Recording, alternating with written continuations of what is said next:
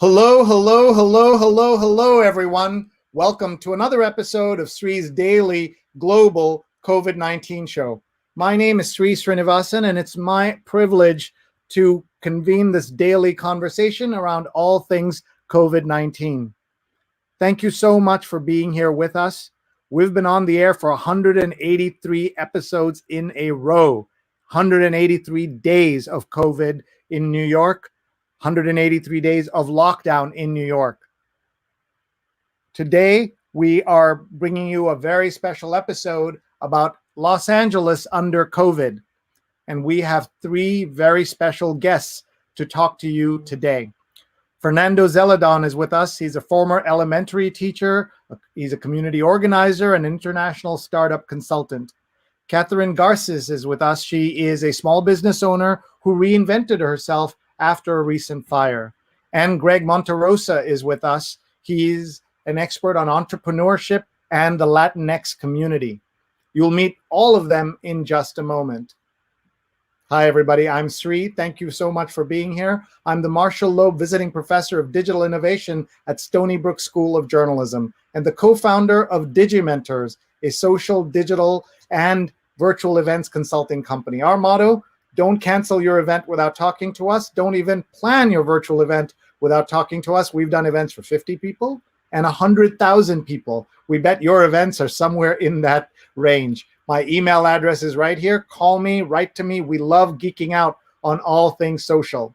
We're live on Facebook, on Twitter, on YouTube, and on LinkedIn. Please hit share right now so your family and friends around the world can watch and participate. They can watch now or later. We'll be live on all these events as soon as our show is over. So if you've not seen this before, this is our 183rd episode. In the first 175, we had more than 1 million viewers, 129 million social impressions, 316 guests, 185 of them women, from 63 cities, 17 countries, and including the chief scientist of the World Health Organization. We're able to do this because of our partnership with Scroll Global and Scroll.in. We're archived on youtube.com/SreenET. You can find all our episodes there. But I'm really able to do this because of our producers, Rose Horowitz at Rose Horowitz 31 and Vandana Menon, Vandana_Menon. They've worked with me for 183 days without taking a single day off. They're amazing. Thank you so much to them. Also, big thank yous to our sponsors, who you will meet in about 10-15 minutes. But before that, I think you're ready to talk all about LA and life under COVID in Los Angeles. Our guests are Fernando, Catherine, and Greg. Two of them are here already, and Greg will be joining us in just a few minutes. So let me bring on stage Catherine and Fernando. Please say hello. Hi, folks. Hello. Hi, everybody. Thank you for having me. Thanks for having me. It's been a pleasure. Fernando has been watching at least 100 of these episodes, and I've been asking him from June to be a guest here, and we finally made it happen. Thank you, Fernando, and you brought us Catherine. We're so grateful to both of you for being here. I know you have shared this with your family and friends, and everybody watching. We're going to learn a lot about what's happening in Los Angeles. We're going to talk about COVID health, COVID finance, COVID racial inequality, and we are going to be learning so much together. So first question always is, how are you? Where are you in Los Angeles? And how's your family doing through the pandemic? Let me start with Catherine. I live in Granada Hills. The business is in El Monte. Family's great. COVID has been, changing experience, not to me, but just to everybody in the world, so all of us trying to reinvent ourselves, but we're very careful here. People wear masks when they go to restaurants. Everything is outside seating. You're not allowed to go into an establishment without wearing a mask. A lot of people try to be as careful as they can. Some people don't like to follow directions, but what can we do, right? Trying to stay healthy, eating healthy, eating what we need, vitamins and fruits, and doing the right diet so that it strengthens our immune system. More importantly, that our immune system is strong for, especially the winter coming. So that's part of what we do in the business. We advise our clients to always take care of their health. and basically we're doing what we can in the business. Andrea's Healthy Kitchen went through some rough patches, but I guess we'll talk about it in a minute. Thank you, and we will. I just want to point out the sign behind you, which says, "Trust me, you can dance." That's a beautiful sign and beautiful flowers. Thank you. All right, let's go to Fernando. Fernando, where are you? How are you? And how's your family coping with COVID? I'm here in Los Angeles, California, actually right next to the airport. If you know the area, it's in between El Segundo and Hawthorne. It's an area called Del Air. I'm doing good. My family's doing well. We had a little bit of COVID within the family. One of my family members is a frontline worker and got exposed to the virus. Lived through it. We didn't know until weeks later, so there was no sheltering in place, but we didn't catch it. So we're very blessed in that regard. Well, I'm glad you're okay. We're looking at a map of Los Angeles because we have an international audience, people watching from around the world. So Los Angeles people think of as a city, but it's actually spread out and spread out and spread out. And so it's important for people to understand that Los Angeles, what we think of Los Angeles, is actually a series of towns, right? There is downtown LA, but there's also lots of different types of neighborhoods, communities, and all of that. And it's important for people to know when they're thinking about California and about Los Angeles. So let's first talk to Catherine about her business. And it went through some changes, although there was a fire. So just set up the story a little bit and tell me where to go on this map so that people can know the region that you're talking about. So we're in the city of El Monte. If you want to look at it, it's keep going down from Pasadena, West Covina. You're past it. You have to go in a little more in the map so we can open it more. It's a small city. Okay. If you can open it a little more, it's right. I don't know if you could follow. It's right next to Rosemead, Alhambra. El Monte is right there. I see it right here. Okay. So you're there. The Chinese theater. The Chinese theater. Business. Yeah, you can see that. Our business was there. That's where our business was located. Back in May, after going through the COVID, we were trying to stay open and things were a blessing. We were able to work with the community. We were able to provide for the community as well and do donations. I was talking about that with someone today that we didn't want to share what we were doing for our community, but sharing, we realized that it inspires other businesses to do the same and be involved in their community and see how they can reach out and help others. Through COVID, we realized that it's about coming together. It's not about my business, but it's our business. So when our business burned down in May, we had a lot of support from other businesses, including another juice business provided materials that we needed because we couldn't find anything at that moment. Everything was impossible to have a reach out to. So it was very hard. My business partners are Tatiana and Andrew Pacheco. They're a husband and wife. They've been in the business for a while. They decided to open the store. And before the year, I decided to join in the venture. I see the potential in the business. I think it's a great product and a great model. It's about focusing on healthy living, changing lives. Tatiana herself, it's her baby. She's the one that created the company because she wanted to change her health and she wanted to be, in a better health. What I would say, she started creating the juices, and it's a detox program that we have for 5 days, 3 days, and our clients didn't want to give up on us. As when the store burned down, we still got people, ordering juices from us, and business kept going. So we had to get a kitchen where we can work from in Pasadena and be able to provide for our clients and have them pick up at a certain location. It's been an experience. It's very rewarding to see that people believe in you and people believe in Andrea's Healthy Kitchen. They want us to stay and they want to shop and they want to do their detox also for their health, but also helping us. One of the big things that we also are very big on is teaching our clients on the importance of changing your lifestyle. It's a change of lifestyle when you start eating healthy and doing, a different type of eating. We encourage, a lot of different methods that you can have a healthy life: exercising, eating better, the detox juicing. It's one of the best things that we provide for. We've had clients that have been able to lose a lot of weight. For some reason, men lose weight faster than women. It's always the husband and the wife doing it together. And they always say, yeah, my husband lost weight faster than I did. But, here is, working as a team. We also encourage the ginger. Our ginger is famous. We sell out all the time. Ginger shots we encourage for boosting the immune system. We heard that a doctor, I believe, was it in Haiti or in Jamaica? He actually went through COVID, and he went through a treatment of himself doing turmeric and ginger shots. And he got better through that. So we decided to also provide that for our community and let them know how important it is, to boost your immune system.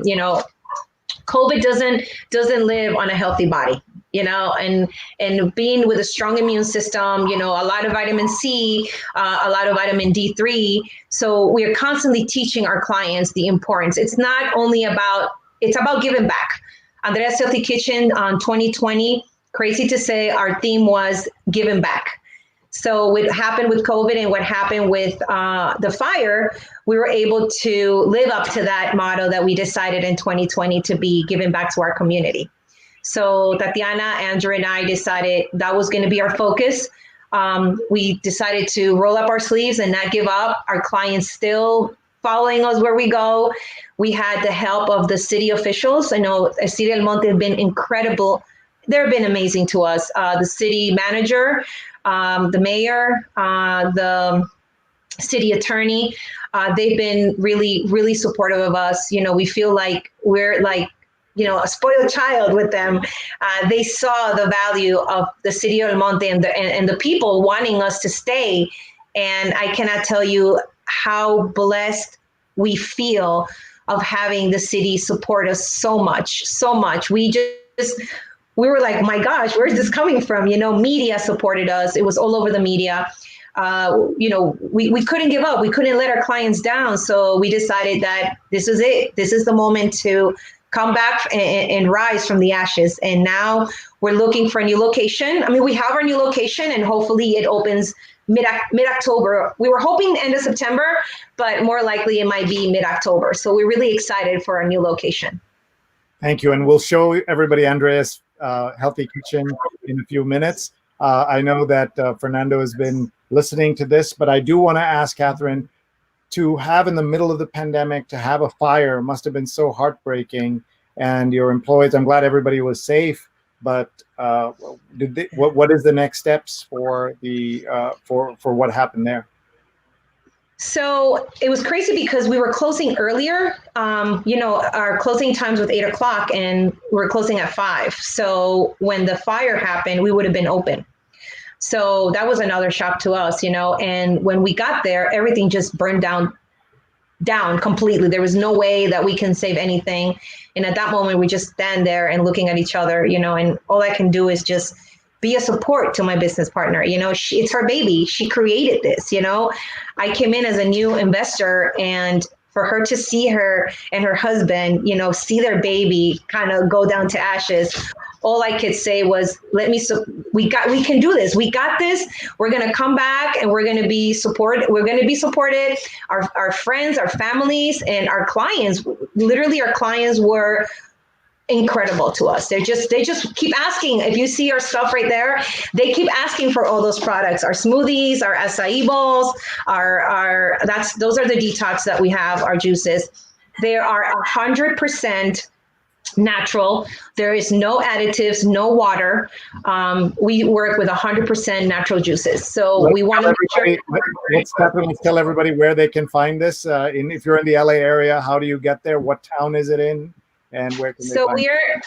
We're in, right now we are working from a kitchen in Pasadena, but we have a pickup location. So if you go to andreashealthykitchen.com, you can place your orders there. We deliver 30-mile radius.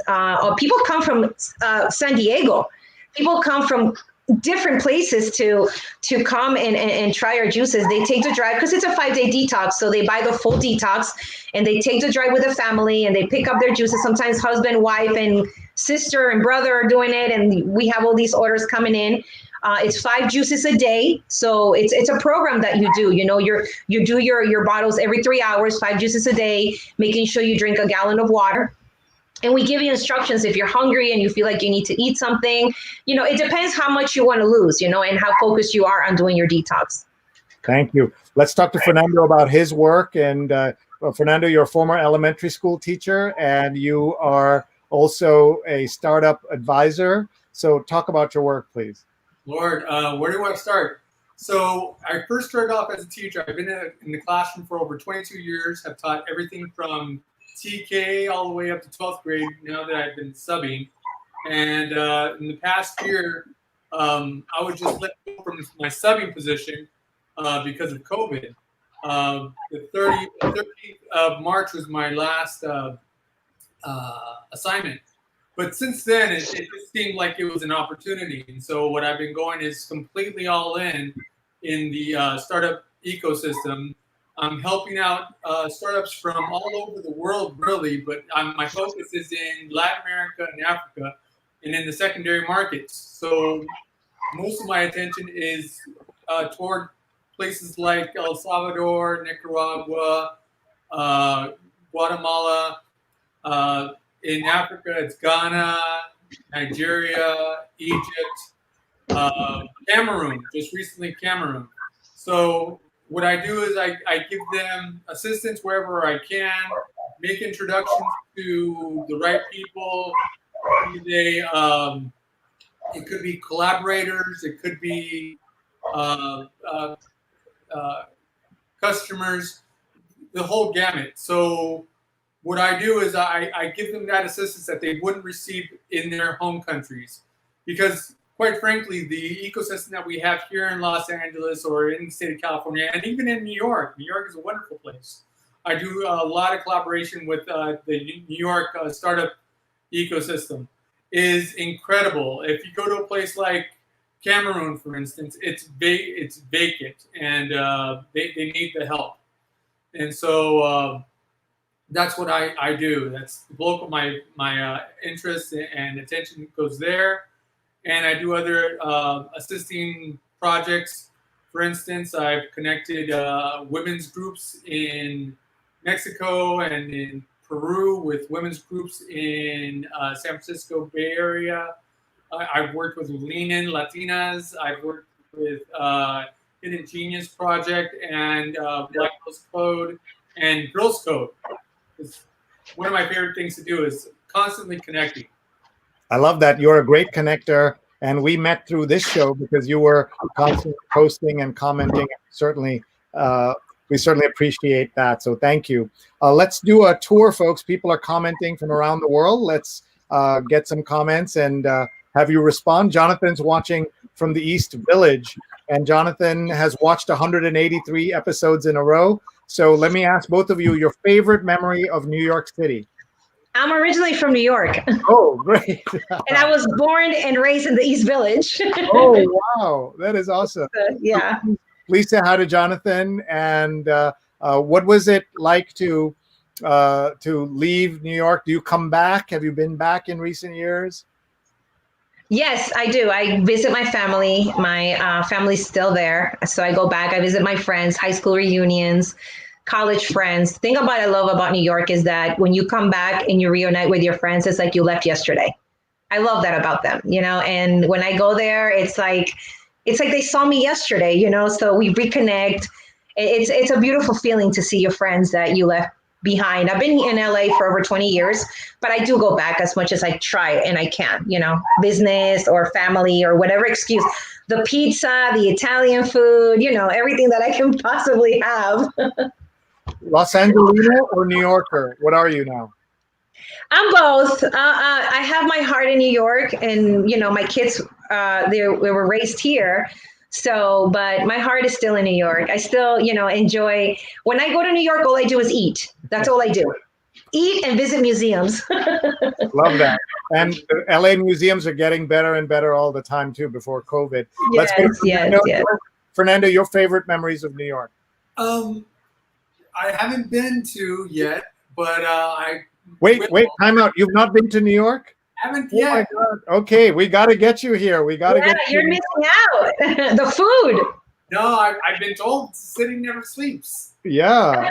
Vegas. So we got to get you to New York. A big party when you can fly in 2021. When we all have vaccinated, you're going to come out, right? Okay, it'll be awesome. Definitely. Okay. Rajan is watching from Long Island. Dear friend, has been watching the show and has been a guest on the show, just like Jonathan. Aparna is watching from LA. She used to work at City Hall. She says, love, perhaps unsurprisingly, LA, representing specifically here at the literal crossroads of Los Feliz and Thai Town. So thank you, Aparna, for being here. And Aparna says you were giving good data points before, Catherine. And Charles Cunnan Carroll, Charles and Mary are watching from New Jersey. They are dear friends, and Charles is a sponsor of this show. You'll see my thank you to him in a few minutes. And Aparna says, I'm still getting to know all 99 neighborhoods that make up unincorporated LA. I didn't know it was 99, but it's good to know that it is. How do you, Fernando, think of LA as one city when it's 99 cities? I didn't know that number. Yeah, it just all blends into one. You really don't know when you're going from one city to another. Rarely is there a sign that tells you you're actually crossed the barrier, or you've noticed that the numbers on the houses go up or down. So you don't really know until you know. Until you get lost. Until you get lost. I think there have been more than one movie about people lost in LA, so that's part of it. Vasanta is coming in with breaking important news. Wash your hands, so everybody please do that. Very, very important. Vandana has put in a link to Andrea's Healthy Kitchen, and Chris Gorman's watching from New York City. Chris works at the Great American Folk Art Museum, another great museum here in New York. They've started opening up all these museums in New York. I know in LA also they've started doing that. Big news this week is they are now going to allow indoor dining up to 25% in New York. So we're very excited about that as well. I'm only going to sit outside as long as the weather permits. And the East Village includes Losaida is a I guess is what Jonathan is saying. So let me ask you, Catherine, about life as a small business owner. What are the tools, resources that you had before COVID and after COVID, during COVID? What help did you get from the Los Angeles government, the California government, and federal government? Provide us with a grant. They helped us with a grant. They helped us to get a location. They were very supportive on things that we needed, like the permits and all that. They try to move as fast as they can. The city attorney, he owns a building, and he provided us with a location. He was kind enough to allow us to start, and he did a rental agreement with us that it's affordable, and that way he's so happy to have us. He's really excited. He's such a wonderful human being, and he keeps just telling me and telling Tatiana and Andrew, I just want you guys here. I just want to be able to support you. The City of El Monte wants to see you guys back. They want to see Andrea's Healthy Kitchen. The school system that we provide for lunches for a lot of offices. So we're excited. That this city was so amazing to us. The city manager, she was amazing. Anything we needed, she was there to provide help. Media. And everybody just would come and call us. People would buy juices just to come and say hello and just say, listen, I'm buying this because I want to support you and I want you guys back. And this is so rewarding as a business owner to know that you are impacting lives, that you are doing something good for your clients and for your community. So for us, it was just a matter of reinventing ourselves. What do we do? How do we become different, and how do we help our community? And at times through COVID, there was hard moments, and it was very tough to see, everyday life. And we were struggling with our our products, our bottles, our vegetables, our fruits. It was a stressful moment for us, but at the same time, we were able to give back just a little bit. Sometimes we'd give them, our clients would give them as a thank you, a small bag of rice, a small bag of beans. We give them toilet paper. We found something to put in their bag as a thank you. And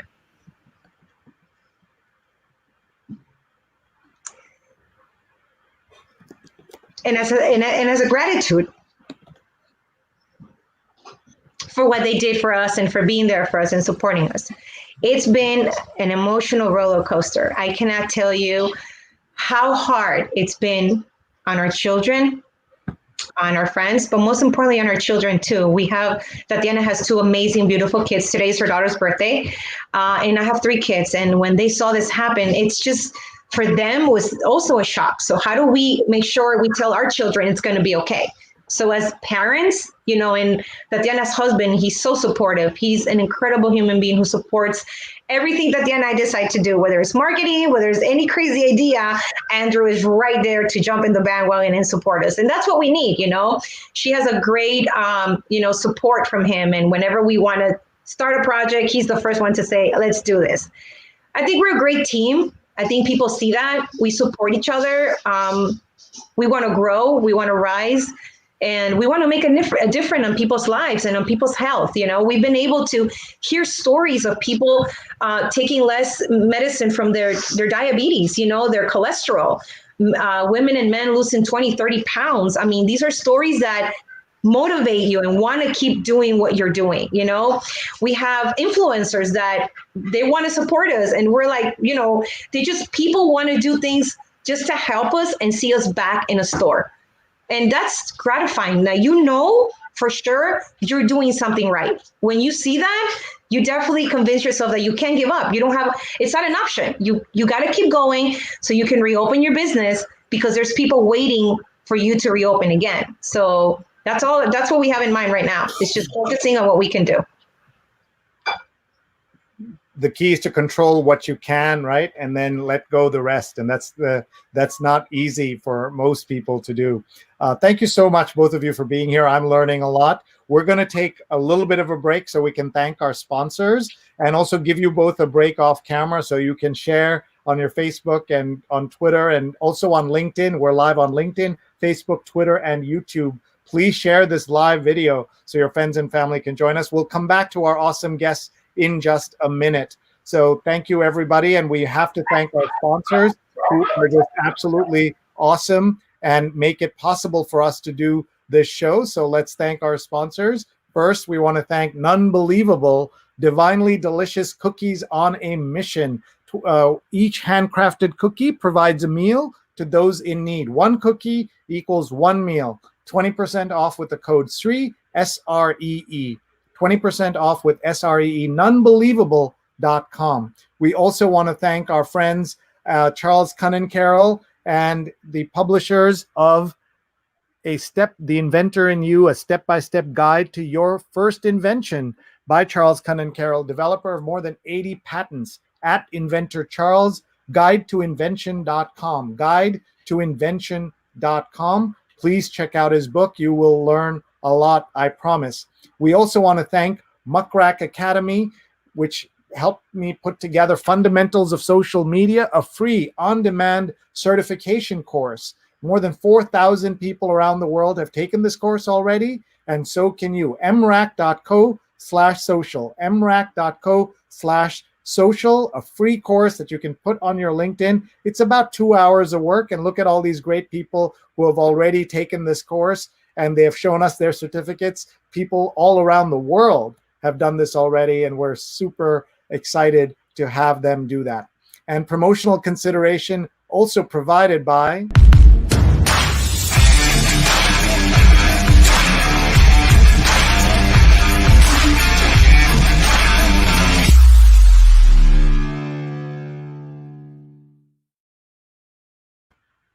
and please check out hotstar.com/US.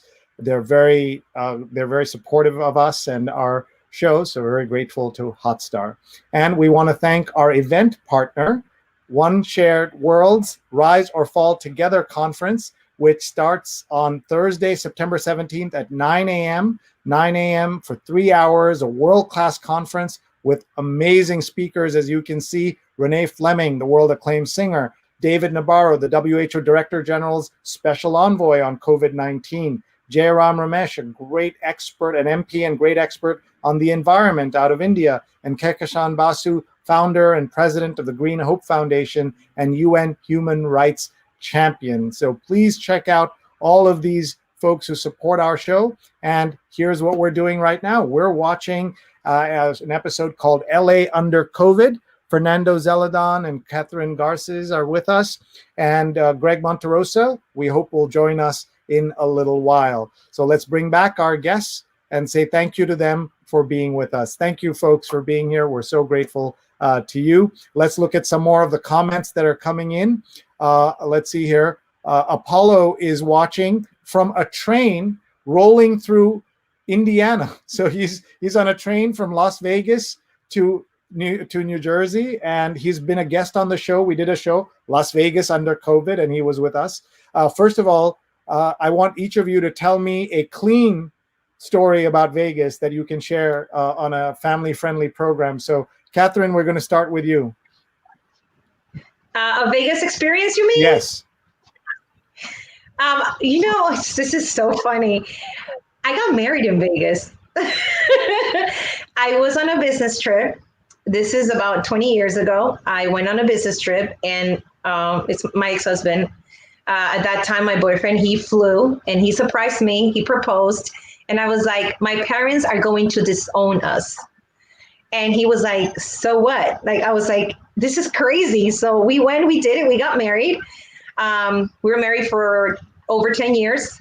We have 3 beautiful kids. We are the best of friends, and we do whatever we can for our children. But that was my crazy experience in Vegas. I actually got married. So how this is different from some stories is you actually knew this person before you married him. That's good. Of course. Of course. And the second thing is, was it the Chapel of Love? Pardon? Was it the Chapel of Love? No. He chose some place. I don't remember. It's just, to me, I was just like, my dad will never talk to me again. Well, we're glad you have a good memory of Vegas, at least in that way. Let's go to Fernando. Tell us a Vegas story. I too eloped in Vegas. How funny. My wife and I had been broken up. We had been dating for 4 years, and we had been broken up for about 6 months. And I don't know, we got nostalgic. We called each other on the phone, or I called her rather. She answered the phone. I went by. Next thing you know, we jump in the car. We're off to Vegas, and we can't get married. My parents didn't know. My mom never looked for me. This was when I had my own apartment, so my mom never looked for me but that one weekend. And she couldn't find me. And she's like, Fernando, where'd you go? Where have you been? I got married. So that was one of my stories. All right, we'll have another show where Fernando tells us more stories. But I love that both of you. What are the chances that both of you have these stories out of Las Vegas? Now, our guest Greg is here as well, so let's bring Greg onto the scene. Hi, Greg. Hi, guys. How's everybody doing today? Great. Greg's Twitter has a great description: startups and tacos. So he'll tell us about both. And thank you for being here, Greg. We've never met, but we're so grateful that you're here with us. We're just talking about LA under COVID, LA in 2020. We want to hear your story, but we want to start by you telling us a Las Vegas story that you can share. Las Vegas story. So I once hit $120,000 jackpot in Las Vegas playing high stakes video poker.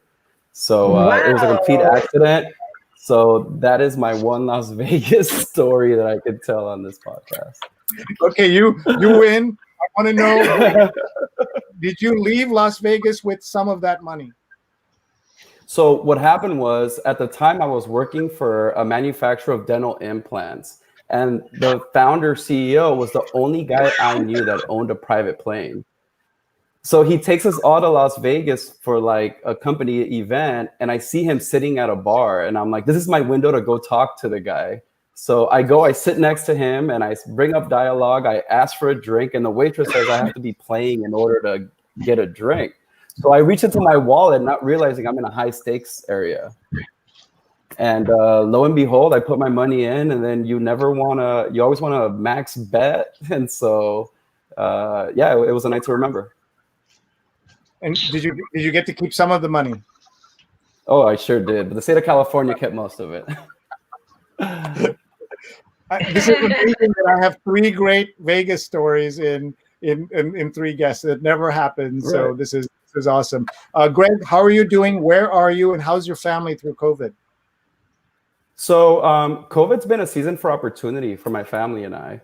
So we quickly identified that we can take the attitude of victim and waiting for things to happen, or we can be proactive and make moves. And so, yeah, my family and I decided to make moves. So my background is in technology. I serve founders, I connect founders to mentors, and I help people scale ideas. So when COVID hit, my attitude was, you know what, it's time for me to eat what I cook as a mentor. So I opened up a retail establishment in the middle of COVID. Go ahead. And that's been quite a journey. And that's been quite a journey. So my attitude is, as a mentor and as somebody that has a tribe of people that look up to us, my attitude is we're always looking for opportunities and we refuse to die, right? Like, let's live in an environment of thrive and not so much survival. So I identified where is the biggest opportunity right now. Where's people spending money? So here in Los Angeles, there's this neighborhood, Fairfax and Melrose, that's really hip. And these stores have massive lines going out of their stores for people trying to go in and shop. So I partnered up with somebody that has a passion for that industry, and we signed a lease October 1st, and by the 21st, we launched. And by September 1st, the space had made enough money to pay its own existence, which was beautiful. That's sort of hard to imagine that so quickly you could do that. But I want everybody to see your, I wanted everybody to see your Twitter handle. It's Greg Metro. So you can find him there. And Greg, in the private chat, you can see on the right, I have put a link to our tweet. So you can share that tweet right now so that your friends can watch us live as well. So let me go back to Fernando, and then we'll come back to you, Greg, in just a minute. Oh. Fernando, tell us a little bit about your work. And it was very important for you that we talk about what's happening in the Latinx community in Los Angeles.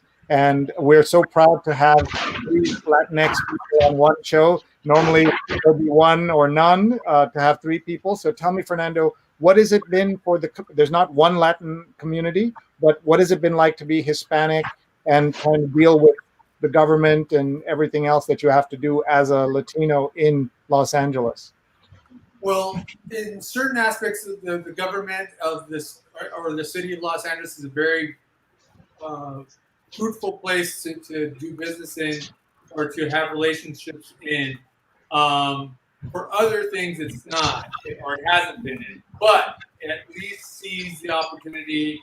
It does see itself as a place that shouldn't be backwards. So, for instance, you can look at the tech industry in Silicon Beach. It's hardly representative. Where I think below 10% of the population working in tech, forget about owning something in tech. I think that's around 5%.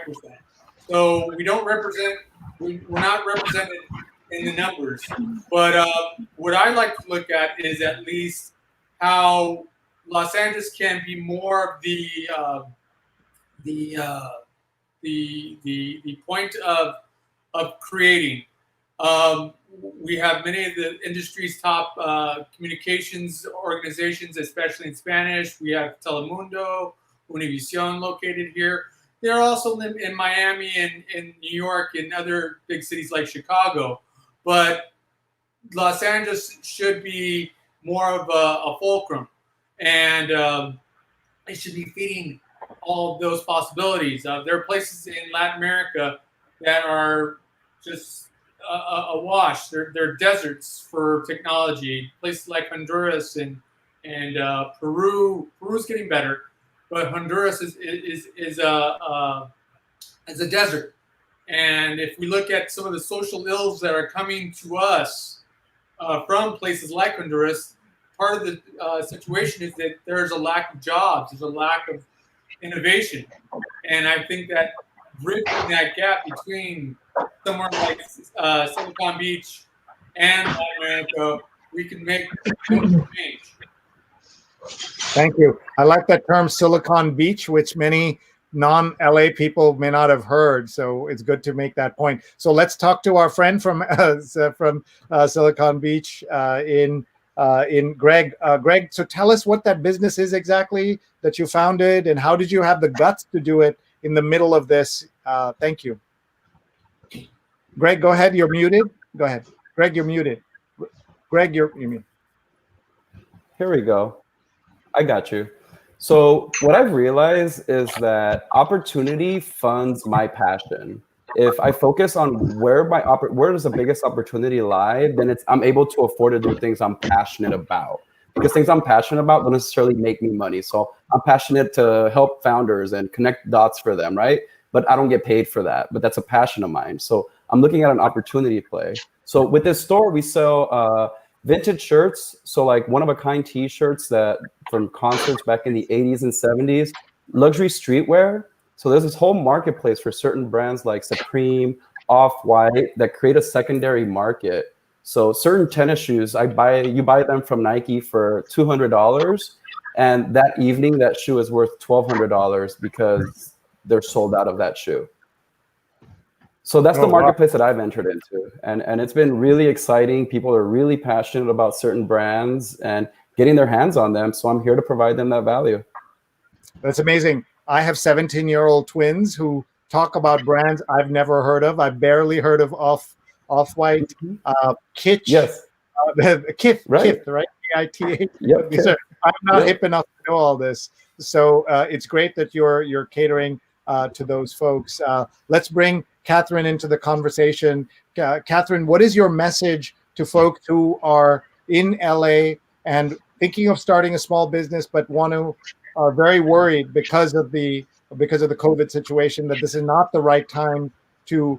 You reinvented yourself. Greg has done a new business. What is your message to them, Catherine?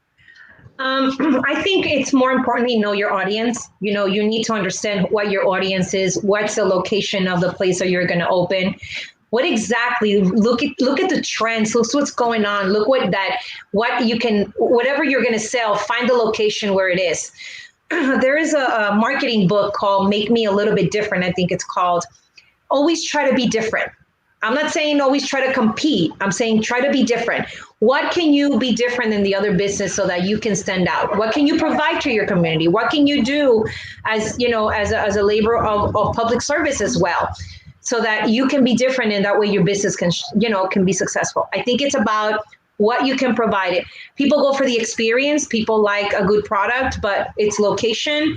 It's where you can give someone a good product, but most importantly also is what can you give back to your client so they can have that great experience at a business.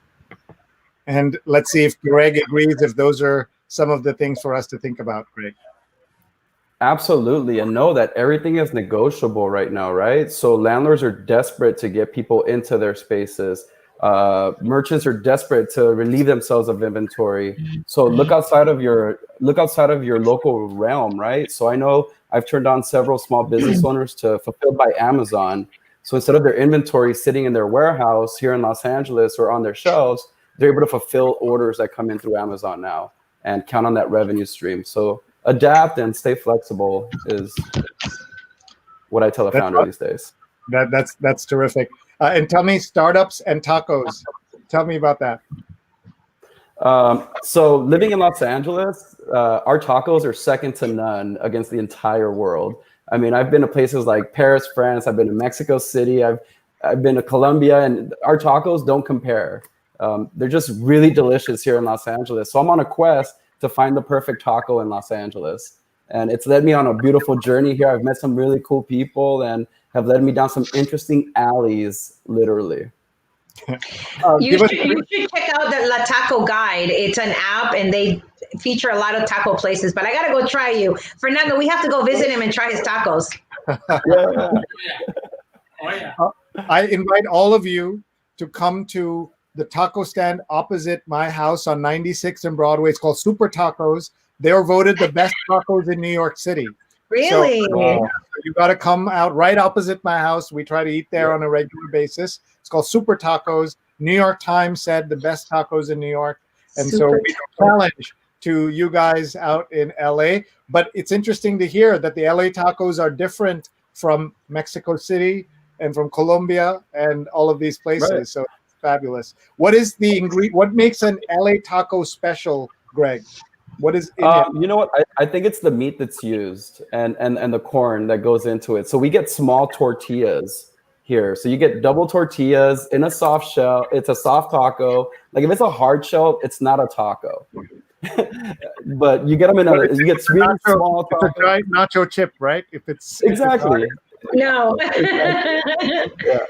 So we're spoiled here in Los Angeles. They also passed it's easier for people to sell things on the street. So street vending is legal here in Los Angeles. So that's brought out a lot of entrepreneurs. And to me, that's my unsung hero. That entrepreneur to me gives me the chills because it's necessity. And they don't see themselves as entrepreneurs, but as somebody that brings literally food to their family's table. Unsung heroes. And give me one of your favorite places that I can check out when I come to LA. Well, when you come to LA, there's a place right down the street from LAX, and it's where all the truckers are at. And I'll send you the coordinates to it. I know that place. LAX. It is when I touch down in Los Angeles, that is before I'm saying hello to people, that is my first stop. On Arborvitae. So when I come, my kids always take me to In-N-Out Burger, which is right next to LAX. So now everybody goes to that one. But we got to add your suggestion as well. Thank you so much. We only have a few minutes left. One of the things that it pains us in New York is that California started locking down before New York, especially Northern California. Yeah. And then what went wrong? You guys were doing so well. What, in your estimate, what went wrong? What can we do right going forward? Fernando, then Catherine, then Greg. Well, every county was different. So where Los Angeles County was very strict on making sure everyone stayed in one place, Orange County was more loose. And so basically, it went according to your politics, really. I mean, because in one county, people believed in the virus being real, and the other county, they believed it was a hoax. And so that was what determined how the virus spread. And then, of course, we crossed paths no matter what. So you could have been taking care of yourself, but your neighbors didn't, and you would cross paths with them. There you have it. Yeah, we had a lot of people not following directions. They just thought that it was just, like Fernando said, a hoax. Unfortunately, people started dying. People started being hospitalized. I think once the pandemic eased out, we were able to, for instance, in Orange County, a lot of people don't wear masks. I guess it's more under control, but based on the location, depending on the hospitals, how full they are in different cities, people should know that it's the place where you have to take care. For instance, when I go, I try to wear my mask, especially if I'm going out in public. If I'm inside the restaurant, obviously I take it off, or if it's for a picture or something, I take it off and I put it back on. But I'm high risk because I have asthma. So I have to be extremely careful where I go and always wear my mask. And, people are going already to the beach. People are going out. They're going on walks. So I think it was at the beginning was the fact that people were in denial and they felt that their freedom was taken away and they weren't adjusting to the new change. So it was hard. We had to tell clients, yes, you do have to go get your mask. Yes, you do need to stay away. Yes, we're going to give you your product out the door. And they sometimes didn't hear, do I need to wear my mask to come in? I'm like, yes, you have to go back and get your mask. And we had problems with, clients would stomp out of the establishment because they had to go get their masks. But unfortunately, we have to follow the rules. it was a law. So we would tell them, yes, I'm sorry. We had actually, at times we had disposable masks that we can give our clients. And at that time, let me tell you, we were spraying and disinfecting everything we could, because for those that didn't listen, at the beginning of the pandemic, and it was hard for a lot of people emotionally. It was very hard. Think about a lot of teenagers, a lot of children. They were exposed to the social living and all that. And all of a sudden, as adults, it's easier for us to understand. And it's still hard for some people not following directions. But for some children to tell them, that even the school system that is being over, video, it's hard for children to adopt. So that was a challenge with teenagers. Teenagers, a big challenge to have them understand. I would argue with my kids sometimes, like, make sure you have your mask, make sure you have one in your car or whatever. But because, they grew up in a different society like we did, but as adults, we try to follow more directions. Whether children, teenagers, they try to kind of test, the waters. So that's why they say that the youth was the one bringing the older people in danger. Yeah, perfect. Thank you for that. As a father of 17-year-old twins, I understand that. Nothing worse than being locked down for your 17th birthday, and that's what happened to my twins. So I always feel bad about that. But let's hear from Greg. So I think people just ran out of money and had to hit the streets to generate income for their family. Like the $1,200 only went a long way. I'm involved with the local organization here in my community where we serve the Latino community that's super underserved, that's super reliant on restaurant jobs that have been cut back, car washing jobs that have been cut back.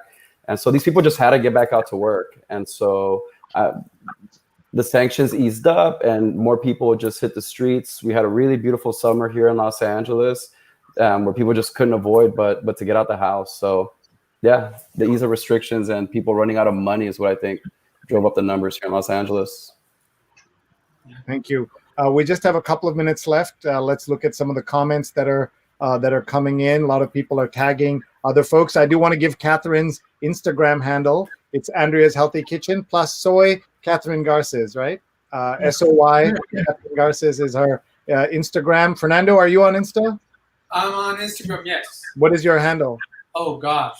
Okay, you look for it. Greg, So my handle's Greg Metro. It's Greg Metro, and that's where I'm the most active. So I tap in and I give insights, thoughts of life. I interview awesome people in my stories. So if you want to stay engaged, connect with me on Instagram or Twitter. And Greg Metro, I like that. You're a city guy. Yeah. I like it. Exactly. And otherwise, your handle will be startups and tacos. So I like that too. Right.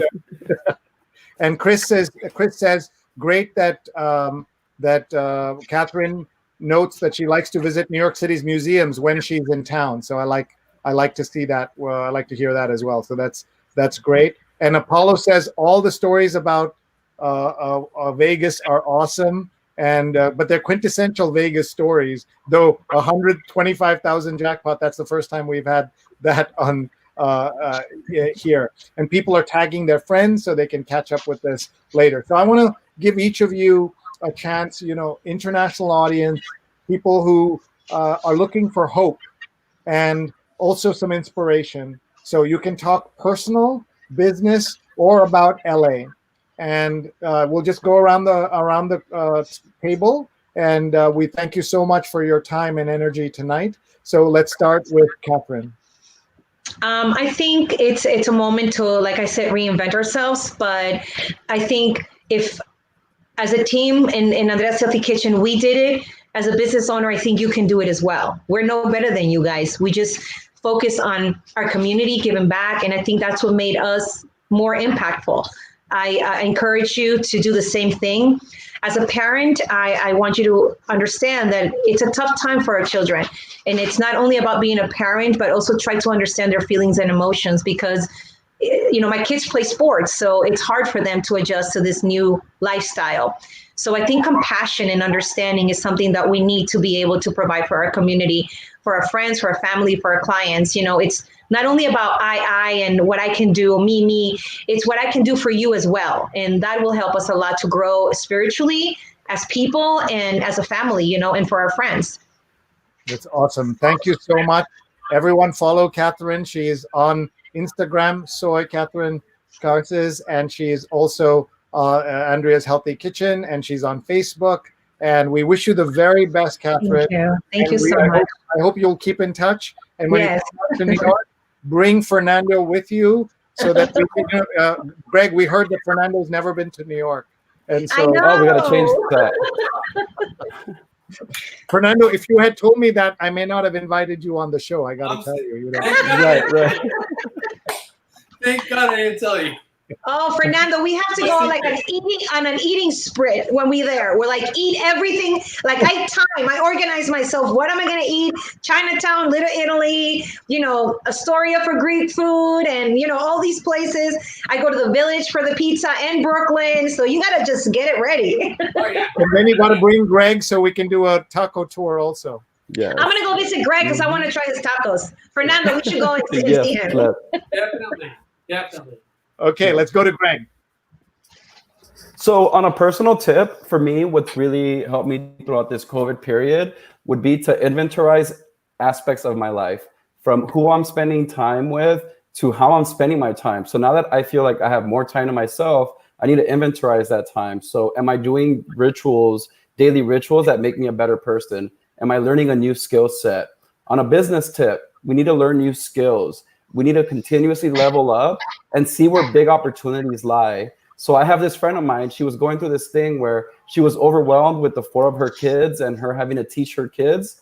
So she ended up hiring tutors, and they launched this agency where people can go drop off their kids for a few hours while they do their schoolwork, for parents that don't understand what their kids are learning and they need to be side by side. So she took an obstacle that she was facing and she turned it into a business venture. And then for my city, we just continue to thrive. The Latinx community is on fire out here. We matter more than ever. Our GDP is through the roof throughout the country historically. So I think this is our time. Yep, I agree. I love hearing that. Everybody, please follow Greg. He's at Greg Metro on Twitter, on Insta, and everywhere. Find him. I love how upbeat he is. And that's so important in this day and age for us to have that. Thank you very much, Greg, for joining us in a short notice, and we're very grateful to have you here. I'm going to come to LA when I can, and we're going to go on a taco tour together, and you're going to come to New York. And look at what Jonathan says. There are people who are devoted to New York tacos as there are people devoted to the New York slice of pizza. So we have to meet those folks. And Rahajan says, thank you so much, Fernando, Catherine, and Greg. And Jonathan says, delightful show. Gracias. I'm trying to learn Spanish through Duolingo. Do you have other suggestions for him trying to learn Spanish? Is there another tool, or what should he do if you have friends who are learning Spanish? Watch Spanish TV. Novelas will help you. That would definitely help you. A nice long trip. Nice long trip. Okay, that's great. Blessings to you and your respective families during. Thank you so much for having us. It was a pleasure. This is what Rahajan said. Rahajan's mother.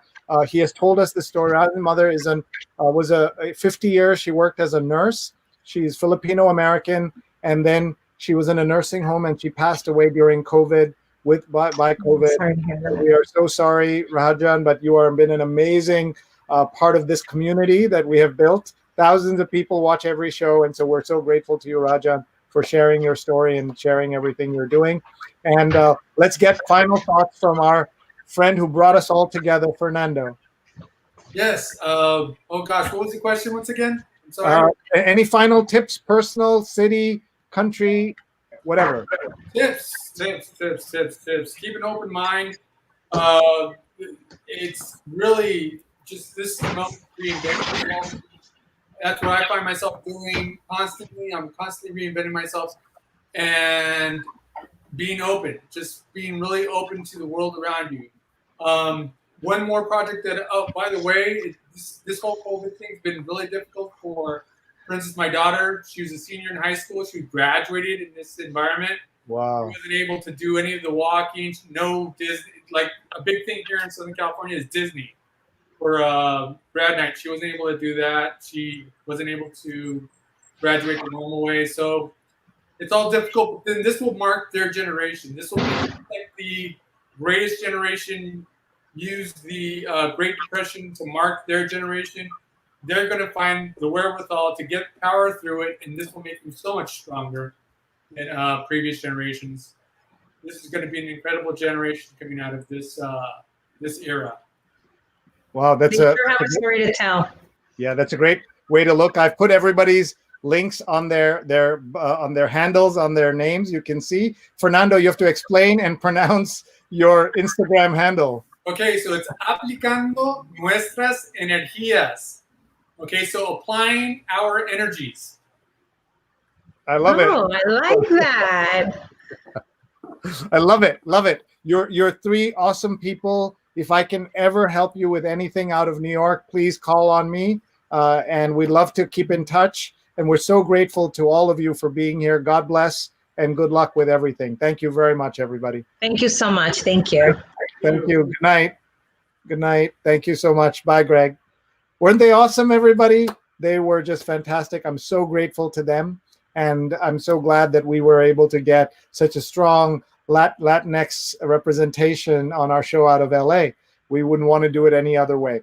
Thank you so much. We're always looking for guest ideas, speaker ideas. And one of the things that we do on this show is we asked the great Columbia Law School professor who was in LA when I talked to her this summer, Kimberly Crenshaw, what can we do to be allies of the African-American community? She said, say their names.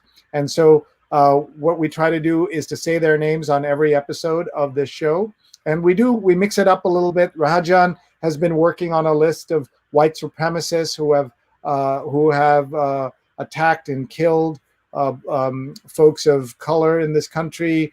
So we mix it up. We read different things, but we will read a list of names in just a minute. But before we do that, let me tell you what's coming up the rest of this week. Tomorrow, we're going to have some humor, though we laughed a lot today. You're going to meet Karen Bergreen, who is a stand-up comic here in New York. And she's been also has written two comic novels, which have earned praise from the New York Times, Oprah Magazine, and her mother-in-law. So you can join us tomorrow at 9 p.m. Eastern. On Friday is 9/11, and we'll talk to survivors of 9/11 who will share what they have learned so that we can learn how to bounce back here in New York out of COVID. So please join us for that. And then on Saturday morning, we have 9 a.m. S.V. Date. He's the White House correspondent for HuffPost. He's the author of 8 books, including 5 novels. His latest nonfiction book, The Useful Idiot, How Donald Trump Killed the Republican Party with Racism and the Rest of Us with Coronavirus. You can see he pulls no punches. He's the gentleman who asked President Trump at a press conference, do you regret all the lying you have done over the last couple of years? So we'll talk all about that on Saturday morning, 9 a.m. for that show. Before we go, we want to say their names, and we are going to say their names by looking at this photograph of Time Magazine cover. On the left, you see a cover painting by Titus Kaffer, and you see the blue pandemic of the glove on a mother whose child has been snatched away. On the right, a haunting photo of Larcenia Floyd with her young son, George Floyd. She would die 2 years almost to the day that he would be killed. He died, was killed on camera, murdered on camera in, as you know, in Minneapolis. They're now buried next to each other in Houston. So let us say their names. And these are not all the names. And Rajan has put up a great list that we will use in a future episode. Trayvon Martin, Yvette Smith, Eric Garner, Michael Brown, Laquan McDonald, Tanisha Anderson, Akai Gurley, Tamir Rice, Jerame Reed, Natasha McKenna, Eric Harris, Walter Scott, Freddie Gray, William Chapman, Sandra Bland. I'll just pause there to say to all of you that some of these names you know so well, but some of these names you have never heard of. And that's the tragedy. Each one is someone who has a story, who has a background, who has a family, who has a life. Darius Stewart, Samuel DuBose, Janet Wilson, Kaylin Rockmore, Alton Sterling, Philando Castile, Joseph Mann, Terrence Crutcher, Chad Robertson, Jordan Edwards, Aaron Bailey, Stefan Clark, Danny Ray Thomas, Antoine Rose, Botham Jean, Tatiana Jefferson, Michael Dean, Ahmad Arbery, Brianna Taylor, and George Floyd. And those are just some of the names. Those are not all the names. Those are just some of the names. We have lists and lists and lists, and so tragic, and we have to say their names. Thank you all so much for being here. Thank you for your support of this show. We are so grateful to all of you, and we know that we can't do this show without our awesome producers, Rose Horowitz at Rose Horowitz 31, Vandana Menon, Vandana_Menon, and we have great guests coming up this week. Don't forget our partners for our big event coming up, Rise or Fall Together, the OneShared.world Interdependence Summit. Register now, oneshared.world/live, oneshared.world, 9 a.m. to noon next Thursday, not tomorrow, next Thursday. We're also grateful to our friends at She's on Call, fabulous guests every week, 2 surgeons talking about medical health and so much more, COVID-19 and beyond, on Facebook, on Twitter, at She's on Call. And we are grateful to nunbelievable.com, divinely delicious cookies on a mission, 20% off with the code Sree, SREE. Please check them out. And we want to thank our friends at Muckrack Academy, Fundamentals of Social Media for journalists, PR pros, and everyone. Free on-demand certification course. Anybody can take it.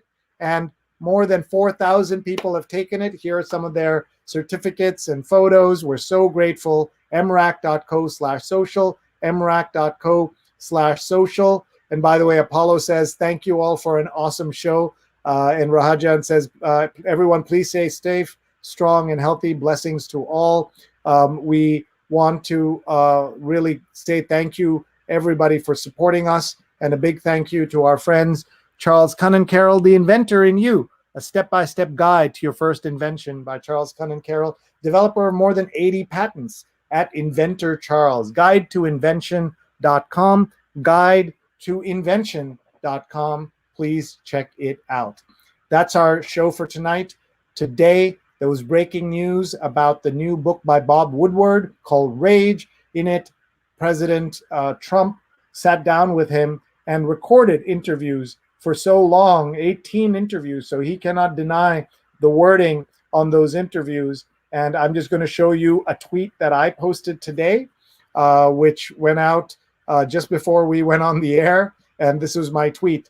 You can lie to 330 million Americans, but don't lie to Dr. Sanjay Gupta. On February 7th, Trump knew COVID was worse than the flu. He said that to Bob Woodward. On February 24th, he lied to Dr. Gupta at the White House. Sanjay says a majority of lives lost could have been saved if Trump had told the truth and taken action. He lied to Dr. Gupta, he lied to the world, and we are paying that price, as you all know. Please connect with me on Twitter. Please connect with me on Facebook and on Instagram, and mainly connect with me on YouTube, youtube.com/Sreenet. We're so grateful to everybody for being here. And please email me if you'd like to send me suggestions for speakers, send us suggestions for collaboration. We're always looking to expand what we do. We're live every single day, 186 days through the pandemic. And we learn so much doing this. And thank you all for being here. Finally, if you'd like to keep in touch and you don't want to subscribe to our YouTube channel, which I do want you to do, here is a simple way for you to be in touch. Use this QR code to get a gentle WhatsApp alert when we are live. That doesn't mean you are added to a WhatsApp group. It is not a WhatsApp group. It's just a gentle alert when we're live. Thank you so much, everybody. We'll see you soon. We are so delighted that you could be with us and